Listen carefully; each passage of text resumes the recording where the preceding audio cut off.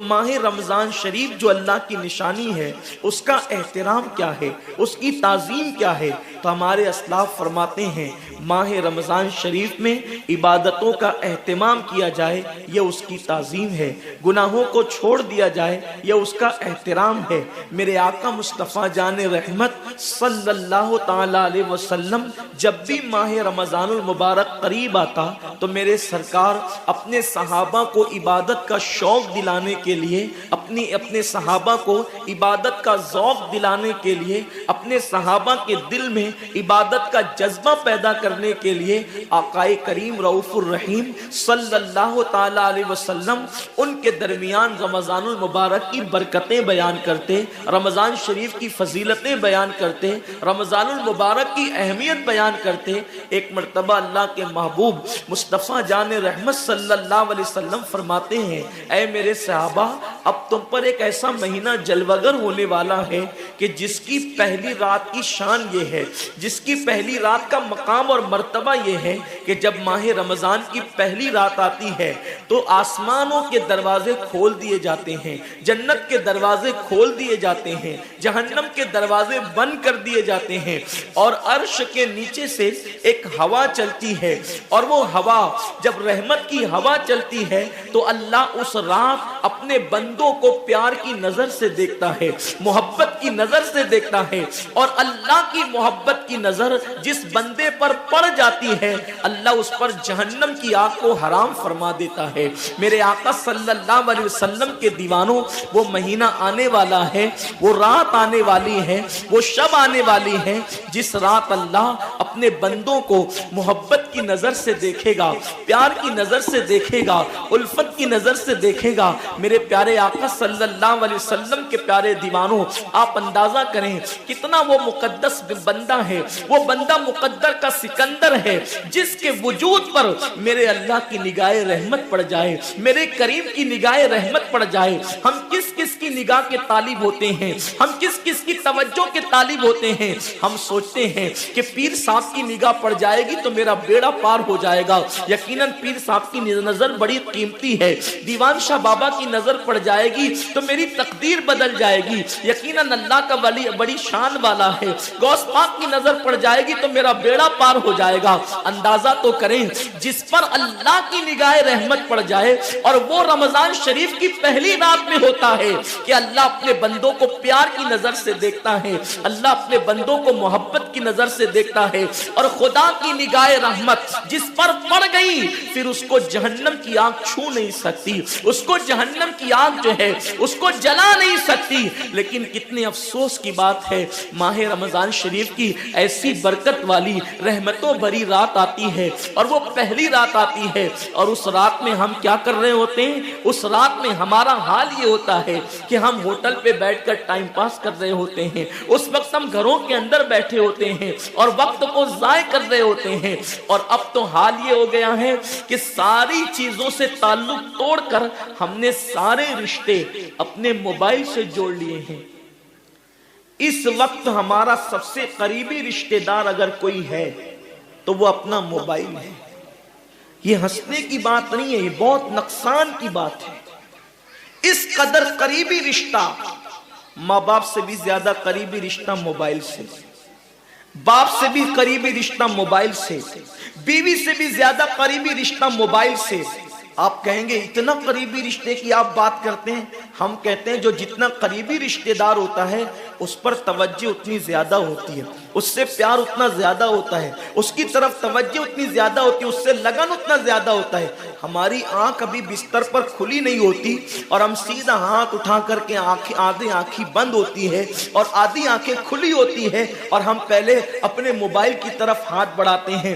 کسی کا میسج تو نہیں آیا؟ میرے پیارے آقا صلی اللہ علیہ وسلم کے پیارے دیوانوں، امی کے پاس بیٹھے ہیں پھر بھی موبائل، بیوی کے پاس بیٹھے ہیں پھر بھی موبائل، والد کے پاس بیٹھے ہیں پھر بھی موبائل.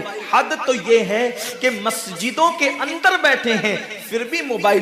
یقیناً اگر کام کے میسیجز ہو اور اگر کام اور ضروری چیز ہو, ٹائم دیکھنا ہو, تو آپ یقیناً موبائل کو ہاتھ میں لیں. موبائل کوئی بری چیز نہیں ہے, لیکن انسان کتنا ڈوب گیا, عبادت کا سارا وقت انسان اپنے موبائل پر ضائع کرتا ہے. وقت کی قلت, انسان بار بار شکایت کرتا ہے وقت کی قلت دامنگیر ہے, ٹائم میرے پاس نہیں ہے, وقت میرے پاس نہیں ہے, میں بہت مصروف ہو گیا ہوں, میں بہت بزی ہو گیا ہوں. لیکن اس کو دیکھو کہ رات کے 2-2, 3-3 بجے تک کے آن لائن رہتا ہے بلا ضرورت. ضرورت ہے تو کوئی بات نہیں, بلا ضرورت. میرے آقا صلی اللہ علیہ وسلم کے دیوانوں, موت کی تلوار ہمارے سروں پہ لٹک رہی ہے اور ہمیں جلد سے جلد موت کی تیاری کرنا ہے. صوفیہ فرماتے ہیں جیسے سورج غروب ہونے والا ہوتا ہے تو کسان نظر سورج پر رکھتا ہے اور جلدی جلدی کام نپٹانے کی کوشش کرتا ہے. اس کو یاد ہے یہ بات, اس کے ذہن میں یہ بات کہ آج کا سورج غروب ہونے سے پہلے پہلے میں نے اپنے کام کو مکمل کر دینا ہے تاکہ کل کا سورج طلوع ہونے کے بعد میں نے پھر بیج بو کر کے آگے کا کام کرنا ہے. میرے آقا صلی اللہ علیہ وسلم کے دیوانوں, وہ کسان اگر یہ سورج غروب ہوتے ہوتے مر گیا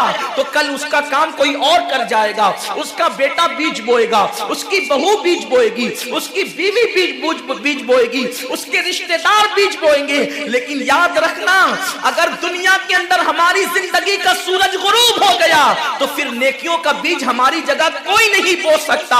اللہ رب العزت نے کبھی ماہ رمضان کی شکل میں, کبھی شب برات کی شکل میں, کبھی شب قدر کی شکل میں, کبھی اللہ اکبر ماہ شعبان کی شکل میں, کبھی لیلۃ البراء کی شکل میں, کبھی شب معراج کی شکل میں, کبھی لیلۃ الجمعہ کی شکل میں یہ حسین قیمتی لمحات ہمیں اس لیے عطا فرمائے ہیں کہ میرے بندے اگر تو گناہوں کے اندر ڈوب گیا ہے, یہ مخصوص راتیں تجھے دے رہا ہوں, مخصوص دن تجھے دے رہا ہوں, ان راتوں میں میری عبادت کر لے, ان دنوں میں میری عبادت کر کے مجھے راضی کر لے تاکہ میں تیری مغفرت کر دوں. اور پھر رمضان شریف کی تو بات ہی جدا ہے. ماہ رمضان تمام مہینوں کا سردار ہے. میرے آقا مصطفیٰ کریم رؤوف الرحیم صلی اللہ علیہ وسلم فرماتے ہیں ماہ رمضان کو سارے مہینوں پر ایسی فضیلت ہے جیسے مجھ محمد کو تمام مخلوق پر فضیلت حاصل ہے. میرے آقا فرماتے ہیں ماہ رمضان شریف میں اگر تم ایک نیکی کرتے ہو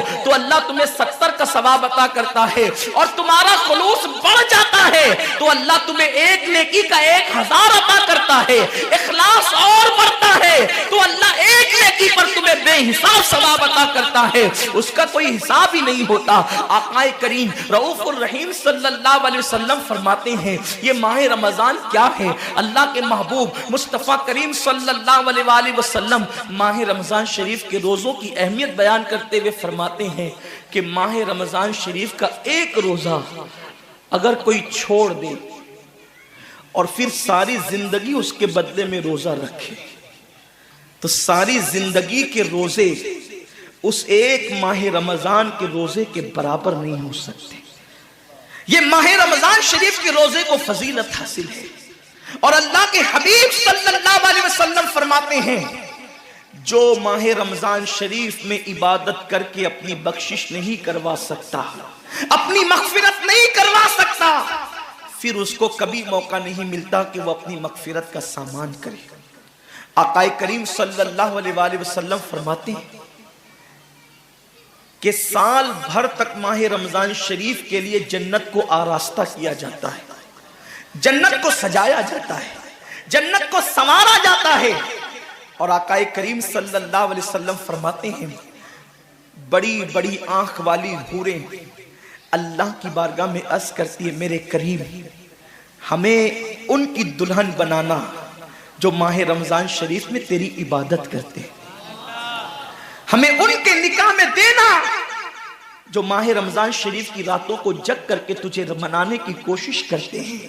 آقا کریم صلی اللہ علیہ وسلم فرماتے ہیں اگر کوئی بندہ ماہ رمضان میں زنا سے بچے, شراب سے بچے, جھوٹ سے بچے, کسی کو تہمت لگانے سے بچے اور ماہ رمضان شریف کا احترام کرتے ہوئے گناہوں سے بچے تو اللہ تبارک و تعالی ہر رات کے بدلے, رمضان شریف کی ہر رات کے بدلے 100 حوروں کے ساتھ اس کا نکاح فرمائے گا. یعنی 30 راتیں ہیں تو 100 حوروں کے ساتھ اس کا نکاح ہوگا.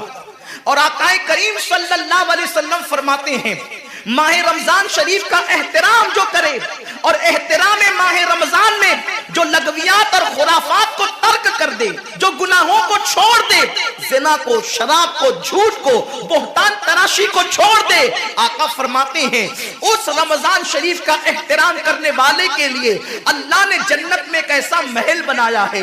اس محل کا حال یہ ہے کہ دنیا کے سارے اولین اور آخرین، یعنی آدم سے لے کر آخری آنے والے تک، انسان تک، اگر سارے اس محل کے اندر داخل ہو جائے تو بھی اس محل کی اتنی ہی جگہ وہ لیں گے جتنی کی بکرے کی ران آپ کسی مکان کے اندر رکھتے ہیں. تو بکرے کی ران کتنی جگہ گھیرتی ہے؟ بس تمام اولین اور آخرین اس محل کے اندر اتنی ہی جگہ گھیریں گے. یعنی وہ محل اتنا بڑا اللہ نے بنایا ہے، اور وہ محل صرف ان کے لیے ہے جو ماہ رمضان کے احترام میں گناہوں کو ترک کر دیتے ہیں، گناہوں کو چھوڑ دیتے ہیں. میرے آقا صلی اللہ علیہ وسلم کے پیارے دیوانوں، لیکن افسوس ہم اور دنوں کی طرح ماہ رمضان شریف کی راتوں کو ضائع کر دیتے. تاجروں کا سیزن آتا ہے تو تاجر پہلے سے تیاری کرتے ہیں کہ اس سیزن کے اندر میں نے مالدار بننا ہے، اتنا مال میں نے کمانا ہے کہ پھر میں نے سارے سال گھر میں بیٹھ کر کے کھانا ہے. ٹیلر لوگ تیاری کرتے ہیں عید کے موقع پہ اتنی محنت کریں گے رات دن کہ سال بھر اگر کوئی کسٹمر نہ بھی آئے تو وہ گھر بیٹھ کے آرام سے کھا سکے. کپڑے والے سوچتے ہیں کہ سیزن آئے گا، جو بھی سیزن ان کا آتا ہے اتنا کمائیں گے کہ سال بھر بیٹھ کے کھائیں گے. لوگوں، جیسے کپڑوں کا سیزن آتا ہے، ٹیلروں کا سیزن آتا ہے، پھلوں کا سیزن آتا ہے، ایک سیزن نیکیوں کا بھی آتا ہے، ایک سیزن مغفرت کا بھی آتا ہے، ایک سیزن جنتی بننے کا بھی آتا ہے، ایک سیزن اللہ کو راضی کرنے کا بھی آتا ہے. ارے یہ کیا کم ہے؟ میرے رسول سچے نبی صادق و مصدوق نبی نے فرمایا ماہ رمضان کی ہر رات اللہ پہلے آسمان پہ تجلی کرتا ہے اور اللہ اپنے بندے سے پکار پکار کر غروب آفتاب سے لے کر صبح صادق طلوع ہونے تک کہتا ہے میرے بندے اگر تو گنہگار ہے تو مجھ سے معافی طلب کرتا کہ میں تیری مغفرت کر دوں، میں تجھے جنت کا پروانہ عطا کر دوں. اگر تو غریب ہے تو مجھ سے دولت مانگتا کہ میں تجھے دولت عطا کر دوں. اگر تو نعمت سے محروم ہے تو نعمت مانگتا کہ میں تجھے نعمت عطا کر دوں. یہی وجہ تو ہے حضرات صحابہ کرام جب رمضان شریف آتا تو وہ ایسے تیاریاں کرتے تھے جیسے ہم اپنے گھروں کی شادیوں کی تیاری کرتے ہیں. صحابہ اتنے مصروف ہو جاتے رمضان شریف کی تیاریوں میں. اور کیسی تیاری کرتے؟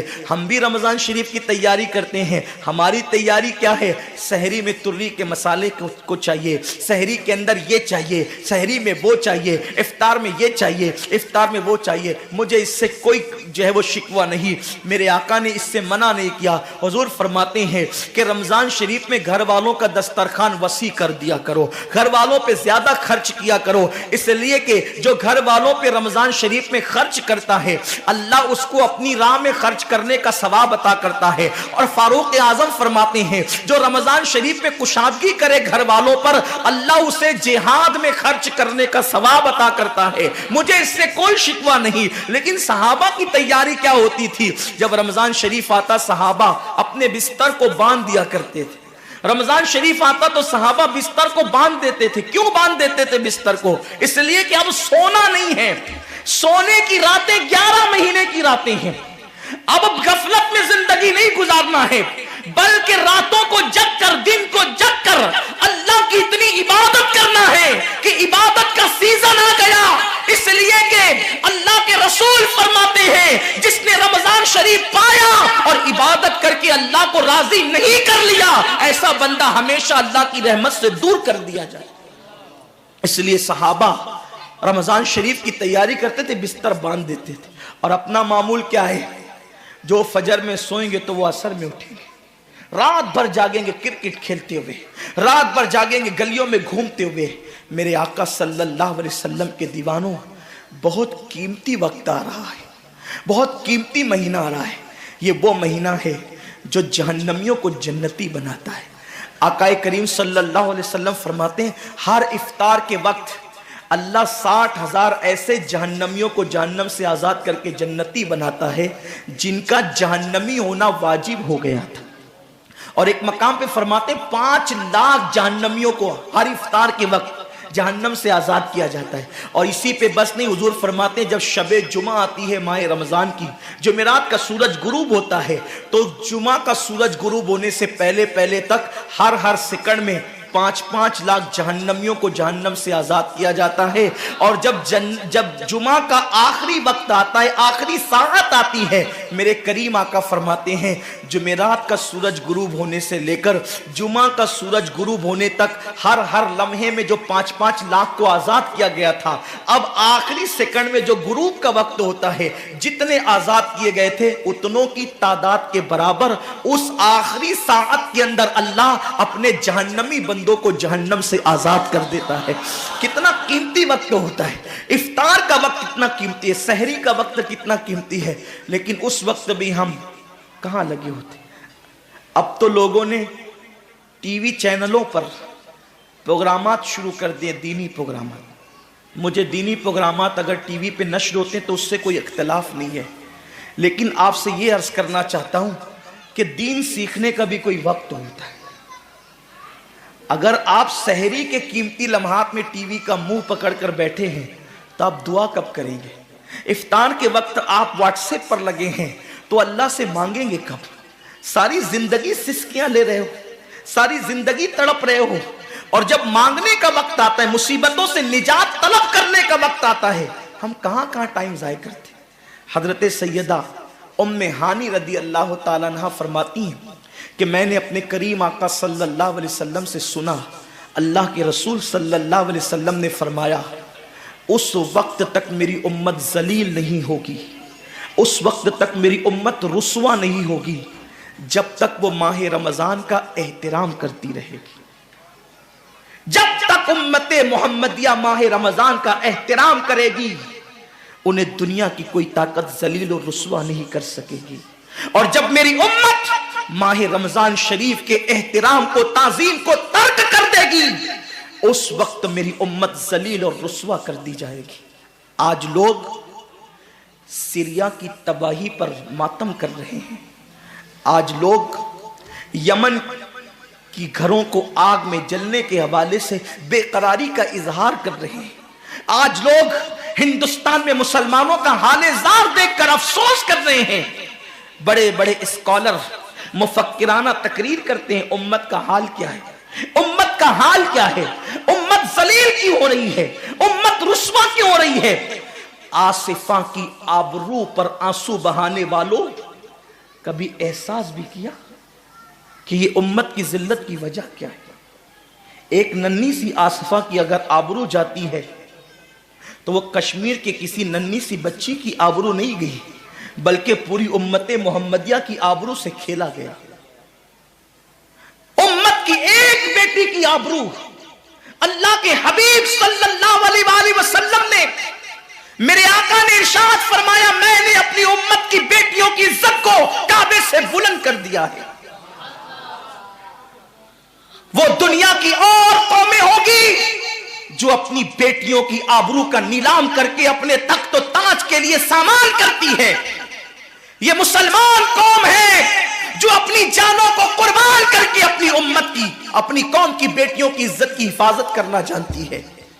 میں آبرو لوٹنے والوں سے مخاطب نہیں ہوں، اس لیے کہ مجمع آبرو لوٹنے والوں کا نہیں ہے. جو سن رہے ہیں میں ان سے بات کرنا چاہتا ہوں، جن تک میری آواز پہنچ نہیں سکتی میں ان سے مخاطبت نہیں کرنا چاہتا. اہل سیاست کے معاملات جانے، ظالم اپنے ظلم کے انجام کو پہنچنے کے لیے تیار رہے، کفر کردار تک کے کافر اپنے کفر کے انجام کو پہنچنے کے لیے تیار رہے. میں نے ان سے کوئی گفتگو نہیں کرنا، لیکن آج کسی قوم کی بیٹی کی اگر آبرو کو لوٹ کر کے امت کو ذلیل کرنے کی کوشش کی جا رہی ہے، اگر تمہارے گھروں کو جلا کر تمہیں بے گھر کرنے کی کوشش کی جا رہی ہے، اگر تمہیں تباہی کے دہانے پر پہنچانے کی کوشش कोशिश की जा रही है, अगर तुम्हें गुर्बत की सतह से नीचे गिराकर तुम्हारे ईमान को छीनने की कोशिश की जा रही है, तो कब तक दूसरों पर उंगली उठाते रहोगे? मेरी कौम के जवानों, अल्लाह के हबीब ने आज से 1450 साल पहले तुम्हारी जिल्लत और रुसवाई का सबब बयान किया। इकबाल रोना रोते हैं, वाए नाकामी मताए कारवां जाता रहा, कारवां के दिल से एहसासे जिया जाता रहा। माह रमजान में शराब के अड्डों को आबाद करने वाले, माह रमजान में जिना के अड्डों को आबाद करने वाले, माह रमजान में छुप छुप कर खाने वाले, माह रमजान में अल्लाहु अकबर अपने हाथों की उंगलियों से इंटरनेट के जो बटन को छेड़ करके जिना के मनाजिर देखने वाले, अपने माँ बाप का दिल दुखाने वाले, लोगों पे जुल्म करने वाले, नमाज के औकात में बिस्तर की पे सुकून की नींद सोने वाले, दिल खोलकर कान खोलकर अपने ईमान के कानों से, अपनी गैरत के कानों से, अपने दिल के कानों से मेरे नबी की हदीस को सुन लो। अल्लाह के हबीब सल्लल्लाहु अलैहि वसल्लम फरमाते हैं, मेरी उम्मत को उस वक्त तक कोई रुस्वा नहीं कर सकेगा, मेरी उम्मत को उस वक्त तक कोई जलील नहीं कर सकेगा जब तक उम्मत माह रमजान शरीफ का एहतराम करती रहेगी। हजरत उम्मे हानी ने पूछा, या रसूल अल्लाह, माह रमजान शरीफ का एहतराम करना क्या है और रमजान शरीफ का हक ज़ाय करना क्या है? आका फरमाते हैं, जो रमजान शरीफ में भी कबीरा गुनाहों में मुब्तला होते हैं वो रमजान शरीफ के हक को ज़ाय करते हैं, और जो रमजान शरीफ के हक को ज़ाय कर दे फिर उस वक्त उम्मत को जिल्लत और रुसवाई से दुनिया की कोई ताकत बचा नहीं सकती। आज माह रमजान शरीफ का एहतराम क्या हो रहा है? कल तक के मुसलमान और दिनों में गुनाह करते थे, लेकिन रमजान शरीफ आता था तो कम से कम फिल्में लोग देखना बंद कर देते थे, दाढ़ियां मुंडाना बंद कर देते थे, मस्जिदों को आबाद करना शुरू कर देते थे। अब तो लोग किस कदर बेबाक हो गए, किस कदर निडर हो गए कि रमजान शरीफ में भी लोग अपने आप को गुनाहों से नहीं रोकते, बल्कि मेरी कौम का जवान बड़े धड़ल्ले से कहता है, यार अपने से रोजा नहीं रखा जाता इसलिए कि हमें तो गुटखे की आदत है, हमें तो पान की आदत है, हमें तो सिगरेट की आदत है। शर्म करो, शर्म करो। नबी के नाम पे जान कुर्बान करने की बात करने वालों, जो नबी के नाम पर 12-16 घंटे भूखे और प्यासे न रह सके, वो नबी के नाम पे जान क्या कुर्बान कर सकते? और जब से तुमने एहतराम रमजानुल मुबारक तर्क कर दिया, तुम्हारी आबरू को लोगों ने खेल बना लिया, और अब तो लोगों को एहसास से गुनाह भी नहीं रहा, एहसास से जुर्म भी नहीं रहा। गुनाह के साथ अगर एहसास से गुनाह इंसान की जिंदगी में है तो इंसान अपने आप को गुनाहों से बचा लेता है, लेकिन अब हमारे अंदर एहसास से गुनाह नहीं। अब तो हम गुनाह को हुनर समझते हैं, अब तो हम गुनाहों को फैशन समझते हैं। एहसास से गुनाह क्या है? अगर इंसान गुनहगार हो और एहसास से गुनाह भी हो तो वो एक न एक दिन सुधर जाता है, वो एक न एक दिन संवर जाता है। हमारे पास एहसास से गुनाह खत्म हो गया। आइए बताऊं, एहसास से गुनाह कितनी कीमती चीज है। रमजान शरीफ में खा रहे हैं, पी रहे हैं, बल्कि मुसलमानों की होटलें बंद है तो गैर मुस्लिमों की होटलों में खा रहे हैं, छुप छुप कर घरों में खा रहे हैं। लोगों से छुप कर खाने वालों, जो तेरा कुछ नहीं बिगाड़ सकता तू उस इंसान से छुप करके खा रहा है। जो खुदा तुझे सजा देगा क्या तू उसकी निगाहों से भी छुप सकता है? और रोजे भी क्या रोजे रह गए, अब तो रोजे भी रस्म बन गए। जो रोजे रखते हैं रमजान शरीफ में, उनको रोजा रखने की आदत है, वो रोजे को इबादत नहीं समझते। जो रोजा आदत बन जाए वो निजात नहीं दिला सकता, जो रोजा इबादत बन जाए वो निजात दिला सकता।